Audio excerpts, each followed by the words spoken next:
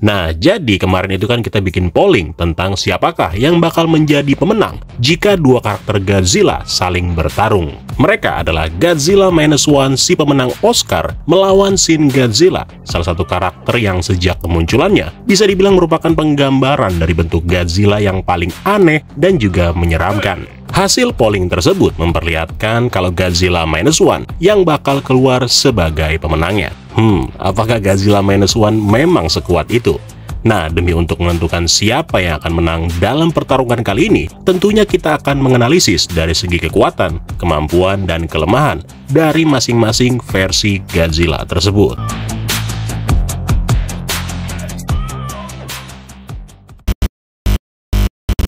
Sebelum mulai, gue pengen kasih tau dulu alasan kenapa gue memilih dua karakter ini. Pertama, dua-duanya merupakan karakter Godzilla remake yang tidak memiliki pengalaman tempur, alias mereka nggak pernah bertarung atau belum pernah melawan kaiju lain. Terus yang kedua, mereka itu sama-sama lahir dari makhluk hidup yang bermutasi. Dan yang ketiga, tingginya itu hampir sama. Ya, meskipun beda 50 meter, namun nggak ada satupun karakter Godzilla yang cocok jika harus melawan Godzilla Minus One. Karakter Godzilla Showa memang memiliki karakteristik yang hampir sama dengan Minus One. Tapi karena Minus One dibuat berdasarkan remake dari film era Showa, jadi kayaknya yang memang pantas berhadapan dengan Shin Godzilla adalah Godzilla Minus One. Oke, langsung aja ya. Karakter Godzilla Minus One adalah inkarnasi ketiga yang diciptakan oleh Takashi Yamazaki, dengan tinggi yang hanya mencapai 50,1 meter, yang menjadikan Godzilla yang satu ini sebagai sosok Godzilla terpendek kedua setelah Godzilla Showa dan juga Vilius. Dalam filmnya, Godzilla Minus One adalah sosok yang digambarkan sebagai makhluk raksasa yang baru muncul setelah Perang Dunia Kedua, yang mana kemunculan kedua kalinya itu disebabkan oleh paparan radiasi dari pihak militer. Secara penampilan, Godzilla ini memiliki desain yang lebih realistis, dengan penekanan pada elemen-elemen seperti skala dan bentuk yang terlihat sangat menakutkan. Meskipun dia ini cebol, tapi bagi manusia, faktor kehancuran yang disebabkan oleh Godzilla Minus One terbilang sangat brutal. Dari segi kekuatan dan kemampuan, Godzilla Minus One memiliki semburan napas atom. Nah, serangan ini dapat menyebabkan kerusakan besar pada bangunan dan makhluk hidup seperti manusia. Bahkan efek ledakannya dikatakan sebagai yang paling kuat di antara semua versi Godzilla yang lain. Godzilla Minus One memiliki kekuatan fisik yang luar biasa yang memungkinkannya untuk menghancurkan bangunan, mobil, dan berbagai macam persenjataan militer. Daya tahan tersebut terlihat kuat dikarenakan Godzilla Minus One mempunyai kulit yang tampaknya bisa tahan terhadap serangan yang membuatnya sulit untuk dihancurkan oleh senjata konvensional. Apalagi Godzilla versi Minus One ini memiliki kemampuan regenerasi yang mampu menyembuhkan luka-lukanya dengan cepat, sehingga bisa memperpanjang daya tahannya di dalam medan pertempuran. Bahkan, untuk menyembuhkan lukanya, dibutuhkan waktu hanya beberapa detik sebelum dia bisa kembali lagi di dalam kondisi sempurnanya. Meskipun begitu, Godzilla Minus One juga punya sisi kelemahan yang bisa dieksploitasi ketika dia berhadapan dengan sosok seperti Shin Godzilla, yaitu sistem regenerasinya tidak berjalan secepat ketika bagian dalam tubuhnya terkena serangan. Contohnya kayak di bagian mulutnya. Belum lagi Godzilla Minus One nggak bisa mengeluarkan serangan napas atom secara terus-menerus, karena itu bisa merusak bagian dalam tubuhnya. Makanya dia butuh waktu ketika akan menembakkan napas atom yang kedua kalinya. Nah, selain itu sebenarnya ada satu kelemahan Minus One yang cukup fatal ketika dia terlibat di dalam sebuah pertarungan, yaitu terletak pada bagian fokusnya. Atau dengan kata lain, Godzilla ini hanya akan terpaku pada satu sosok target jika dia dalam keadaan marah. Karena secara umum, Godzilla Minus One memang dikatakan memiliki sifat yang sangat temperamen. Hal itu terlihat jelas ketika dia mengabaikan kapal-kapal yang berniat mengikat dirinya menggunakan kabel-kabel freon demi hanya untuk memfokuskan serangannya ke arah kapal pengumpan atau ke arah pesawat yang dikendalikan oleh Shikishima.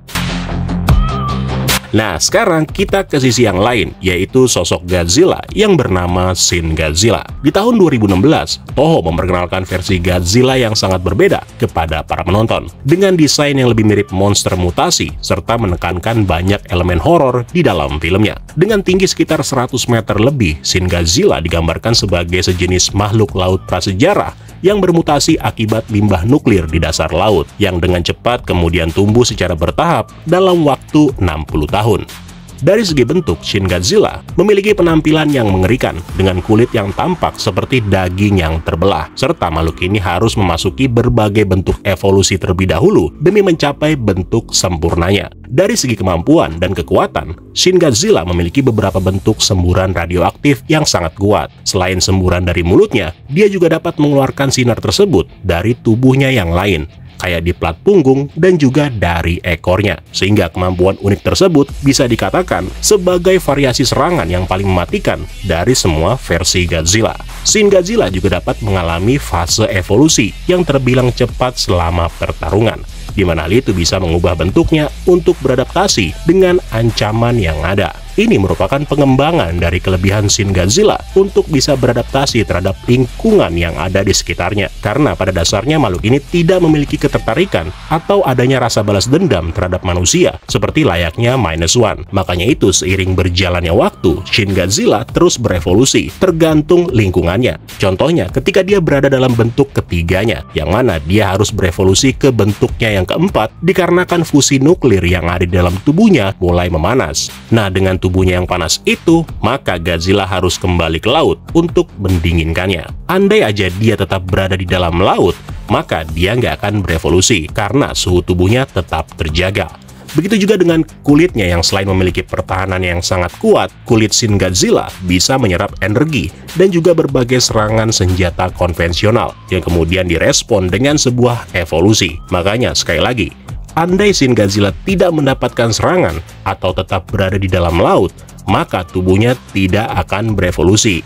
Dari segi kelemahan, Shin Godzilla memiliki kelemahan dalam sistem internalnya yang sangat rumit dan dapat menjadi sasaran jika bagian vitalnya terkena serangan dengan tepat. Contohnya ketika bom yang dijatuhkan oleh pesawat Amerika terbukti bisa melukai Shin Godzilla, atau ketika drone Shinkansen yang sanggup membuatnya sedikit goyang. Belum lagi serangan presisi yang dilakukan dengan menggunakan kereta yang berisi bahan peledak yang sampai membuatnya terjatuh. Ini sekaligus membuktikan bahwa pertahanan Shin Godzilla belum terlalu kuat jika dibandingkan dengan Minus One, yang mana meskipun Shin berada dalam bentuk keempatnya, tetap aja dia harus menerima semua serangan tadi demi untuk melanjutkan proses evolusinya. So, sekarang kita masuk ke analisis dari segi kekuatan dan kelemahan selama pertarungan di antara kedua monster itu. Yang pertama adalah napas atom melawan semburan radioaktif. Godzilla Minus One mengandalkan semburan napas atom yang kuat, sedangkan Shin Godzilla memiliki semburan radioaktif yang lebih kompleks dan juga multifungsi. Meskipun secara teori, kulit Godzilla Minus One itu lebih keras, namun karena Shin Godzilla dapat mengeluarkan serangan dari berbagai bagian tubuhnya, maka itu bisa memberikan keuntungan dalam hal variasi serangan.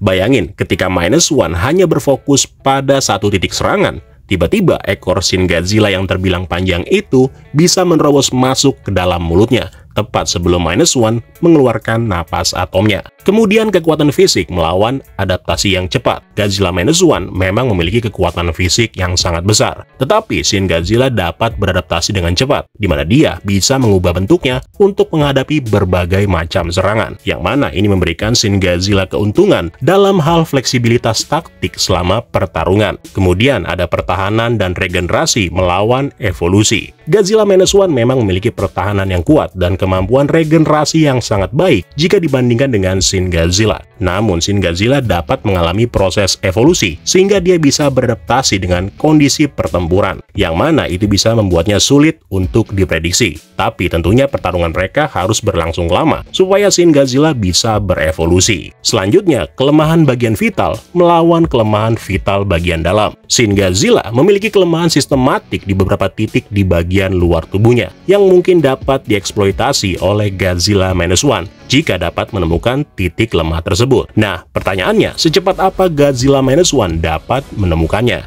Jadi, kesimpulannya, kemungkinan yang akan menjadi pemenang di dalam pertarungan tersebut adalah Shin Godzilla.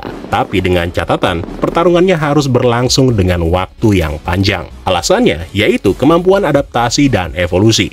Shin Godzilla memiliki kemampuan untuk beradaptasi dan juga berevolusi dengan cepat, yang memungkinkan dia untuk menanggapi serangan Godzilla Minus One dengan strategi yang baru, yang mana adaptasi ini bisa memberikan Shin Godzilla keunggulan dalam jangka panjang. Kalau pertarungannya berlangsung cepat, mungkin Minus One bisa memenangkan pertarungan, namun tentunya itu nggak bakal terjadi hanya dalam satu kali serangan napas atom. Apalagi diketahui kalau Minus One butuh waktu untuk bisa mengeluarkan napas atom kembali. Nah, satu-satunya hal yang bisa membuat Minus One menang dengan mudah adalah dengan menemukan Shin Godzilla pada waktu dia masih dalam bentuk kecubung raksasa, alias bentuk pertama atau keduanya. Kemudian, semburan radioaktif multifungsi. Ini adalah kemampuan Shin Godzilla untuk mengeluarkan semburan radioaktif dari berbagai bagian tubuhnya, dan kemudian mengubah bentuknya selama pertempuran, sehingga memberikan keunggulan taktis yang sangat signifikan, daripada hanya sekedar menembakkan satu serangan napas atom, dan itu juga kalau tepat mengenai bagian vitalnya. Tapi kan apakah Shin Godzilla juga bisa menemukan bagian vital dari Minus One selama pertarungan? Ya belum tentu. Makanya dengan adanya kemampuan evolusi tadi, Shin Godzilla dapat menggunakan evolusi selanjutnya untuk mengatasi serangan dan kemudian menemukan cara mengalahkan Godzilla Minus One.